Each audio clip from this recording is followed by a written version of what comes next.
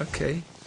I know that you are a co-founder of Alternatives organisation, and I've been to some of the evenings that you organise in the is it St James's Church? Yes, St James's Church, Piccadilly, Yeah. yes. Tell us more about that. How you got Well, involved? And... in 1982, when I was studying with Pir Vilayat Khan, the Sufi leader, he put on a play called The Cosmic Celebration, which was song and dances and of the saints, masters, saints and prophets through the ages. And he put it on in this church called St James's Church. Now, that was the venue as far as I was concerned. But at the end of that Cosmic Celebration, which ran for about 7 nights, Donald Reeves, who was the rector of the church, who was a very passionate man, and said every church in the land should have a Cosmic Celebration. I went, God, that's not like I hear most churchmen being. It's like this was a sort of a, there's Buddhism and Sufism and Hinduism and all sorts of things in there. And this man has been deeply touched by the quality of the production that had happened in his church.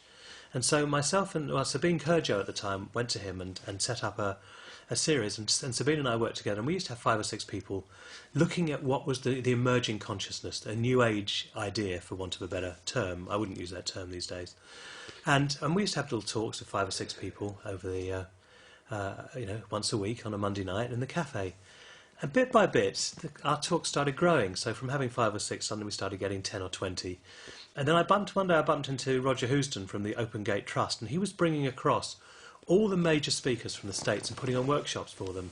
And we did a deal where we would put on the talk before they did the workshops, much like an advertising for their workshop, but also an opportunity to have a 1.5 hour presentation from great people like Ram Dass, Thich Nhat Hanh. This is where I met a lot of these people was here at St James, and suddenly, from having numbers of 20, 30, 40, we're getting between 200 and 500 people a week coming to see these talks, and we're getting very profound speakers.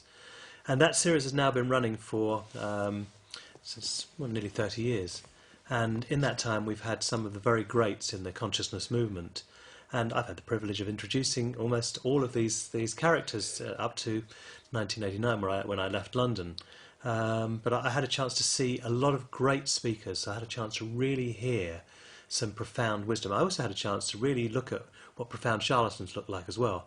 And you get to really sort of fine-tune after a while, and you start to see, very often, if someone is speaking and is speaking something of real substance, what you're seeing is they've had a profound experience, and that profound experience has allowed them to speak about what it is that they need to say. And I knew if someone had all their notes written down and they came in and read something, that they were not going to light any fires. They might have a great intellectual stance, but they weren't going to really meet their audience. And so bit by bit over the years, I've watched what it is to take an audience with you and to really give them something of your experience. And what I've learned over the teachers I've worked with, but also through Alternatives and also a series called One Vision in Exeter, which I also co-run these days, which is a series of lectures also along the same lines of Alternatives, is that the great speakers, teachers, changers of consciousness transmit something. At some level, it doesn't really matter what it is they say, but their words impact on you and go deep into your heart and touch you. So when I've watched the Dalai Lama speak, for example, which I've had the pleasure of doing twice, I've never remembered afterwards what he said, but something very deep in me has been touched. And for me, Alternatives is about that transmission, is about bringing speakers who transmit some sense of real depth and quality to their audience, and are able in that moment, in touching that audience, able to lift their hearts and lift their spirits. How do you experience being touched when that happens for you?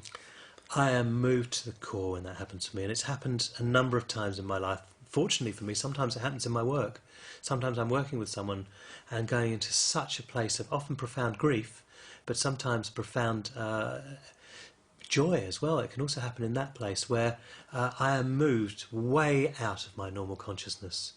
So the big breakthrough for that was at an exhibition called the World Symposium on Humanity. As part of my exploration, I was working for Greenpeace back in the late 1970s.